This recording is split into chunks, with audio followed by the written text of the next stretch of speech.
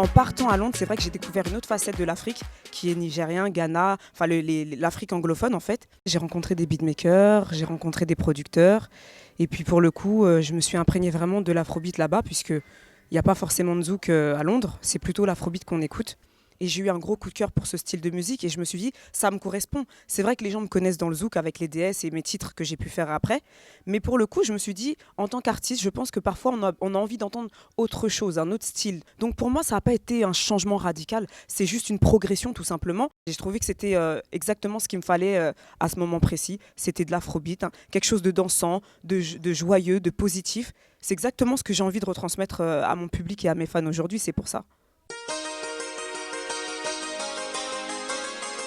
On est artiste, c'est clair qu'on doit accepter les critiques, les rumeurs, ça fait partie du jeu, on va dire.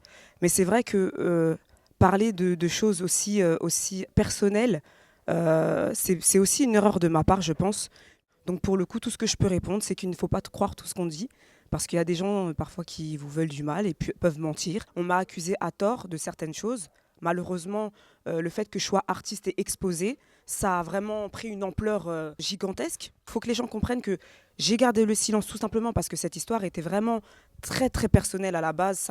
Ça parle voilà, d'artistes, on va dire, d'artistes, ça parle d'enfants, ça parle de relations entre un homme et une femme qui à la base était entre deux personnes. Donc je ne peux pas me permettre de parler d'un tel, de salir un tel ou de raconter ma vie intime avec des gens que je ne connais pas et qui ne me connaissent pas surtout. Parce qu'ils ne me connaissent que en tant que Lila, en tant que chanteuse, je veux dire les clips, mais ils ne me connaissent pas dans la vraie vie. Maintenant, je sais qui je suis. Grâce à Dieu, grâce à mon éducation, je sais que je ne suis pas le genre de personne qu'on décrit sur les réseaux sociaux ou sur Internet ou sur YouTube ou peu importe. Je sais qui je suis, c'est pour ça que j'ai toujours gardé la tête haute, que j'ai toujours avancé, que j'ai toujours fait ce qui me semblait juste pour moi et ma famille. Les conséquences de tout ça, c'est que j'ai perdu beaucoup de choses en fait, durant cette période. J'ai perdu mon staff donc à ce moment-là, mon producteur, mon manager. J'ai perdu des dates qui me permettaient de vivre. J'ai perdu des amis, voilà, j'ai perdu beaucoup de choses. Il faut que les gens comprennent que ça a été super difficile parce que je suis artiste certes, mais je suis quand même un être humain et on a des sentiments, on ressent des choses. Maintenant, je peux juste dire une chose, c'est que je n'ai pas eu de relation triangulaire. Et aujourd'hui, j'avance et je suis sereine. Je n'ai rien à me reprocher personnellement. Donc voilà, je suis bien aujourd'hui et c'est pour ça qu'aujourd'hui, je prends la parole pour pouvoir expliquer à certaines personnes qui n'ont pas compris mon silence, qui n'ont pas compris pourquoi je n'ai pas peut-être abordé le sujet un peu plus tôt.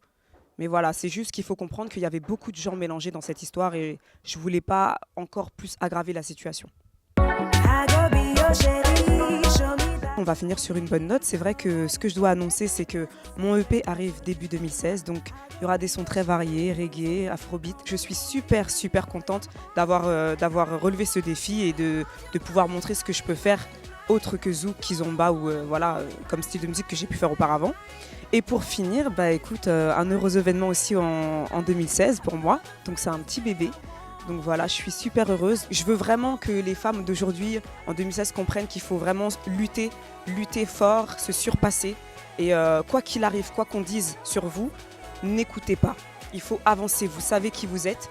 Donc avancez, laissez toutes les mauvaises choses derrière et vous allez voir que toutes bonnes choses, toutes les ondes positives vont arriver vers vous. Et ce sera que du bonheur, que du love, que de la joie. Donc vraiment, aujourd'hui, j'en suis la preuve. Je suis passée par des moments très difficiles dans ma vie, mais aujourd'hui, je suis là, debout, devant vous, la tête haute. Et voilà, je suis très heureuse de présenter mon EP et mon nouvel album qui va arriver pour 2016.